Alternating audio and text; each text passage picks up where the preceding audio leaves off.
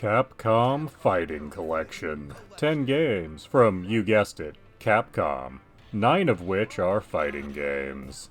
And we're gonna go ahead and do these in the order they appear for selection. So we'll be starting with the Darkstalkers franchise. That makes our first game Darkstalkers, the Night Warriors. And fans of Street Fighter II will immediately notice a large number of similarities.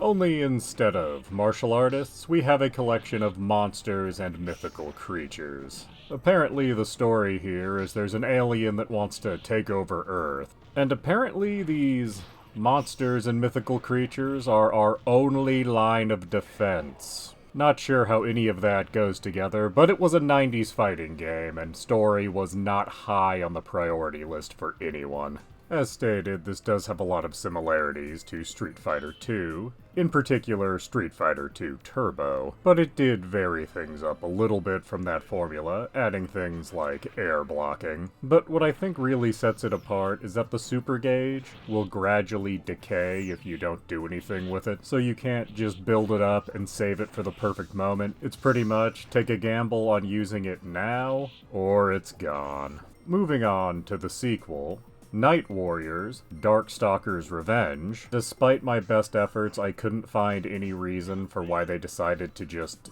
reverse the title of the first game and add the word revenge. And I'm also not really sure you can really call this a sequel, as all of the returning characters have the exact same endings, but along with them we have some new characters, including bosses from the first game, so it really feels more like an expanded version of the first game than anything else. In terms of gameplay changes, they did make it so you can store more than one super gauge, so you can now save your stored super gauges for those perfect moments, which sadly removes one of the more unique aspects of the first game. Moving on, we have Vampire Savior, the Lord of Vampire, because any consistency with these titles would just be too much for Capcom. Now this game did switch up gameplay quite a bit. Instead of the usual system where you have 2 rounds where both characters start with full health bars, you have a system in place where both characters have 2 health bars. And whichever character loses both of theirs first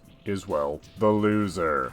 And this can make things very depressing when you're up against someone much better than you, and they manage to destroy both of your health bars without you putting even a dent in one of theirs. It really lets you know exactly how wide that gap can be. They also made it so as you take damage, you're able to recover a little bit of the damage done, if you can do some offense in time, without taking more damage anyway. Kinda like what Bloodborne would do in a completely different genre of games. We also lost a few characters in this version, but gained some different ones. We also get a brand new story involving a pocket dimension and trying to resurrect a world or some such. The next 2 games were Japanese exclusives, released very shortly after the 3rd game. Vampire Hunter 2, Darkstalkers Revenge, and Vampire Survivor 2, Lord of Vampire. Both of these were heavily based off the 3rd game, but with different character rosters and many minor changes. Changing up character moves, removing air chains. They also had different musical scores. Honestly, I personally find the changes to the character rosters to be the most interesting thing here, but I also fully understand why these stayed Japanese exclusives. And honestly, they didn't have enough setting them apart from the 3rd game to warrant each of these having their own section. So they get to double up, and we get to move on from the Darkstalkers franchise. And on to Cyberbots, Full Metal Madness. And in full disclosure, this is a game I was not overly familiar with before this collection. It is a bit different from your average fighting game, as combat is between giant mechanoids. And instead of just choosing a mech, first you choose your pilot, and then you choose your mech. It's a little strange to me, however, that the choice of pilot doesn't actually affect how the mech performs. Rather, the pilot just affects the story you're going to see play out and the ending you're going to get. So regardless of who's piloting it,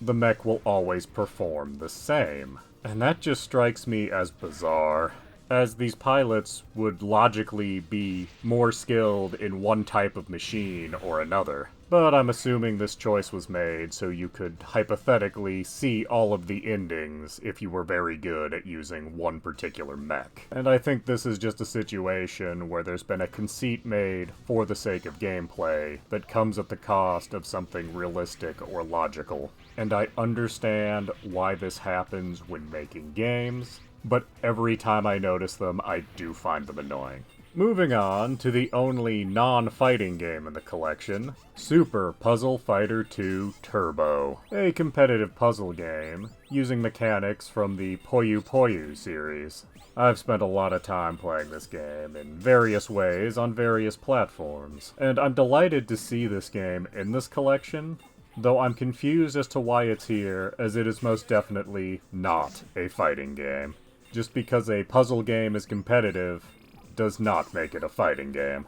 But having said that, I think it's mostly here just because of its Street Fighter branding. Still, it's a great game to have in this collection as a change of pace, if nothing else.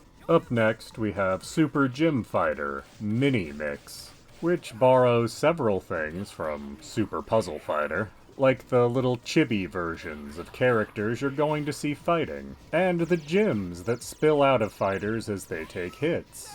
If you collect those gems, you can power up your character in various ways. This makes for a different kind of fighting game, as after you do something impressive, you're going to stop attacking so you can go collect those gems that have just spilled from your competitor.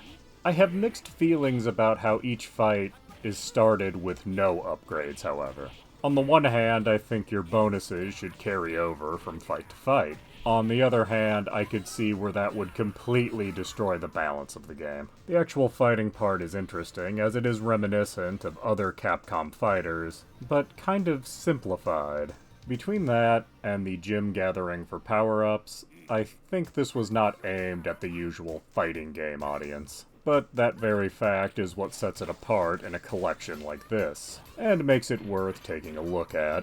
Up next, we have the only proper Street Fighter game in this collection, Hyper Street Fighter 2, the Anniversary Edition. Originally released for the PlayStation 2, I actually knew a guy who bought this game, would get rid of it, and then buy it again, over and over again for some reason. And no, he wasn't making any money on these transactions. But anyway, this is a very unique version of Street Fighter 2, as it allows you to choose different versions of the roster from the different incarnations of Street Fighter 2, and then fight against versions of characters they would not interact with otherwise. So hypothetically, you could end up with the original version of Ryu from the first version of Street Fighter 2, fighting Akuma. And when you really get people that understand the differences between the different versions, this can make for a very interesting way to play Street Fighter 2. Back when this game released on the PlayStation 2, it actually had the Street Fighter 2 anime movie on the disc along with the game. It was pretty poor resolution, and I'm kinda glad it's not here now.